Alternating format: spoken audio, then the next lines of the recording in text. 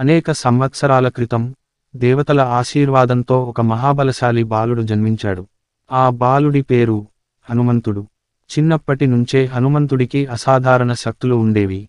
ఒక ఉదయం ఆకాశంలో ప్రకాశిస్తున్న సూర్యుడిని చూశాడు. హనుమంతుడు ఆ సూర్యుడిని ఒక పెద్ద పండుగా భావించాడు. ఆ పండును తినాలని హనుమంతుడు ఆకాశంలోకి వేగంగా ఎగిరిపోయాడు. హనుమంతుడు సూర్యుడికి దగ్గరవుతుండగా దేవతలు ఆశ్చర్యపోయారు. ఇంద్రుడు వెంటనే తన వజ్రాయుధాన్ని ప్రయోగించాడు.